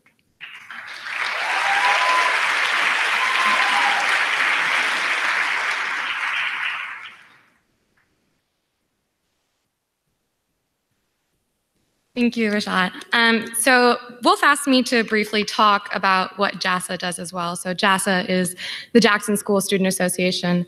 And before I go into that, I just wanted to say on behalf of JSIS, I would like to extend a huge congratulations to the class of 2018. Over the past year, I have had the pleasure of leading a team of 17 incredible student officers, many of whom are graduating here today. And our mission has been to provide relevant programming and social opportunities for international studies majors and minors. So we've done this through hosting internationally focused events, facilitating networking between students and professors, and by striving to advance the interests of all students in the Jackson School. This academic year, the officers hosted 7 career-based events, including discussion panels with representatives from the White House, the United Nations, and the Foreign Service.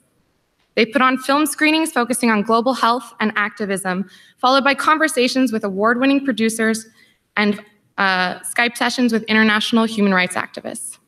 They organized rallies, vigils, and outreach on behalf of Jackson School students and alumni, including appeals to 3 different governments to take corrective action in the cases of the members of these JSIS communities. I am so incredibly proud of their work and believe that it reflects the enormous potential and dedication of the students in this JSIS community. And this community is at the center of all of the undertakings of JSA. Each year, JSA is proud to present an award for a staff or faculty member that has made a significant impact on our contribution to the Jackson School community. Nomination forms were sent out earlier this year to all JSIS students, and JSA officers carefully read over each and every nomination to collectively select this year's recipient. The recipient of this year's Student Service Award is described as incredibly intelligent, dedicated, and driven, and able to navigate both highly bureaucratic and casual interpersonal settings with both grace and humility. Students have stated that her passion for justice and upholding of human rights shines through not only in her work, but in her everyday demeanor. This professor has inspired PhD students to come to the University of Washington specifically to work for her, and she has catalyzed JSIS undergraduates into the field of human rights work. One student stated, "She has shown me that it is possible to challenge structural violence, hold governments accountable, and most importantly, help restore justice and dignity for people who have experienced human rights atrocities." We are all deeply inspired by the work that she has done and her ability to leverage the resources and talent of the university and to serve grassroots human rights movements in Central America and here in the state of Washington. Her tireless organization and dedication led one nominee to state, "Because of her leadership and service to the JSIS community, I now know that JSIS has my back." Although she cannot be with us today, please join me in extending a round of applause and congratulations to the 2018 Jackson School Student Service Award recipient, Dr. Angelina Godoy.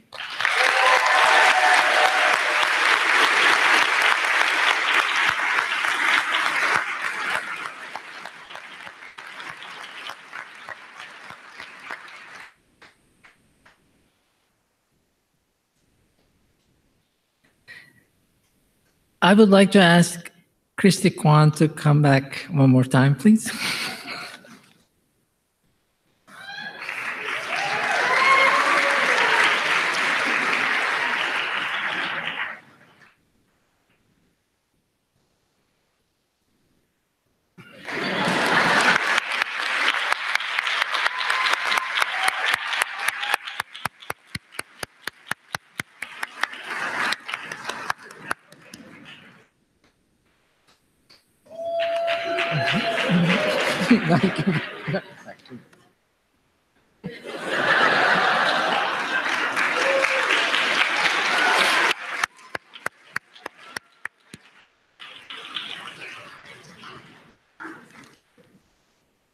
So before we finish, we're almost done. Our students, in addition to doing tremendous work as part of their studies in the Jackson School and various associations, they also receive recognitions in other parts of the university.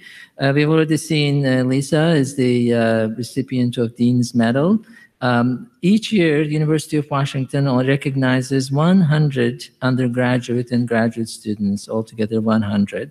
And these are identified as people who are making the most of their time at the University of Washington.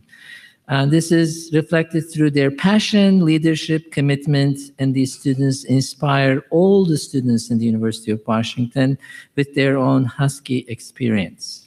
This group is referred to as Husky 100, and this year I'm very pleased that 3 of our students are included as part of this group of Husky 100 students.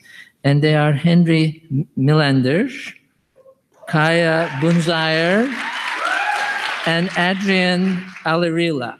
Congratulations.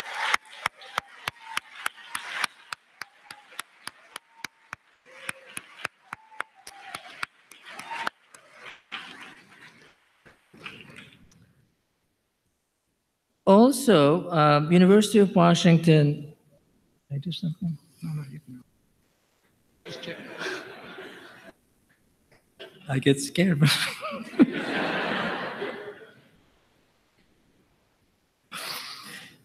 Also, University of Washington has a program called Bonderman Fellowships, and this is a very, very special program. Again, across the university, graduate, undergraduate students apply for this fellowship. If you are successful, you get $23,000 to spend 1 year traveling around the world. You are not supposed to take any classes or do any work, and the only purpose of this travel is to expand your horizons. You can't go to Western Europe, and you can't also go to places that you're already familiar with. This is a very tough fellowship to get, as you can imagine. And it really is a transformative experience for students who receive this. Each year, just about 20 students across the university and 3 campuses of the university, graduate and undergraduate, are recognized this program. This year, we have a Jackson School major and a Jackson School minor as part of this group. Jack Rosillo is a recipient of a Bonderman Fellowship.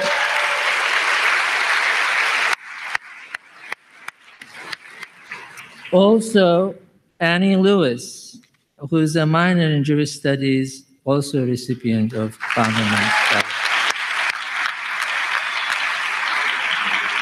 Finally, I want to announce a new fellowship that we have started this year, which is given not to a senior, but a junior who has demonstrated a very clear commitment and interest in studying, in becoming involved in foreign service. And foreign service is defined broadly, both public and also NGO and other kind of engagements. This is also a fellowship that comes with $5,000 that's meant to help the student as they embark on this path for their final year in the Jackson School and beyond.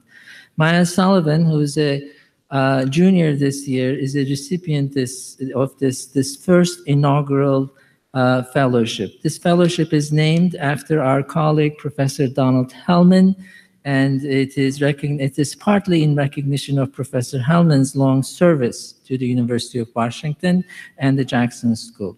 And Maya will be with us next year as she graduates, but she's now on her way to the U.S. Embassy in Dakar, Senegal, and then she will go on to Jordan for an intensive Arabic study, which will be in addition, Africa and Middle East will be in addition to her already formidable experience in East Asia, especially in Japan. So I think she's a very appropriate recipient, inaugural recipient of this fellowship. So this,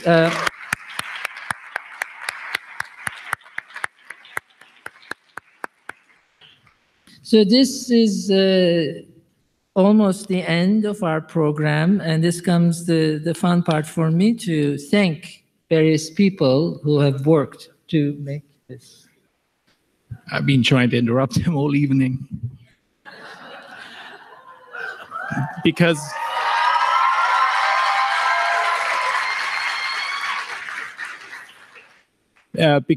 Professor Irshad Kassab has graciously agreed to spend his birthday with us today. And in fact, this is the time to tell you that this is just a big wheeze to get 1,200 people to come to his birthday. Congratulations, Irshad.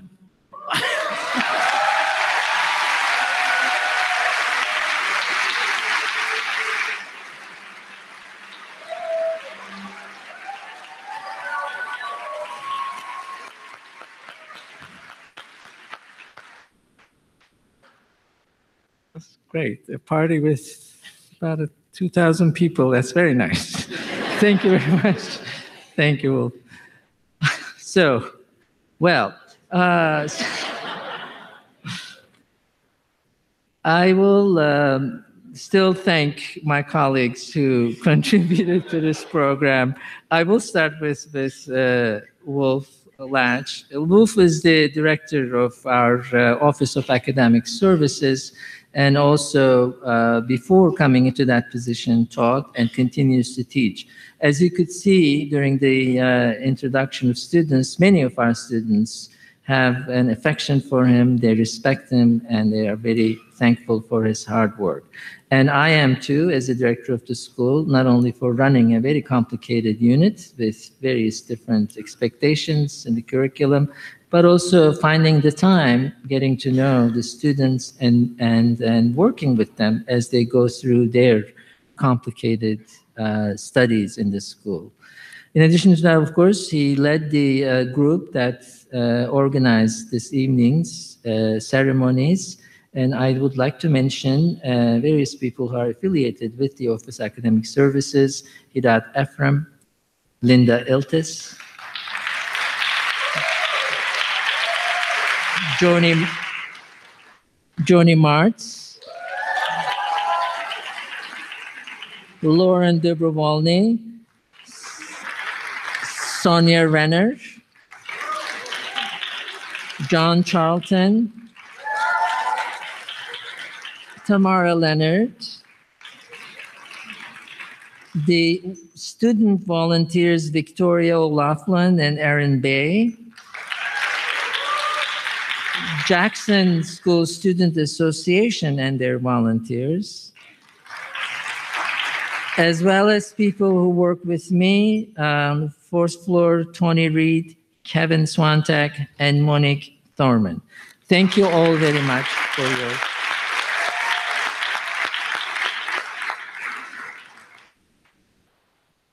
I cannot imagine really a deeper sense of pride than the one I feel every day for leading an institution like the Henry M. Jackson School of International Studies. I do want to thank the students for their unceasing curiosity and hard work.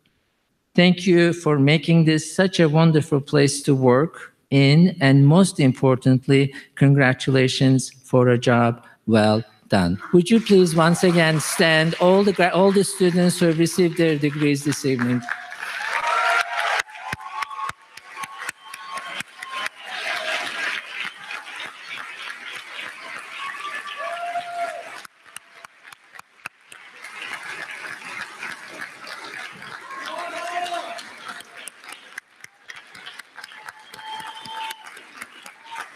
So I have one more request from the students to take a look at their alum card and make sure that they keep in touch with us as they move into various things that they will do and be successful in. So now I have the pleasure to invite you to join us, the reception outside, and enjoy each other's company.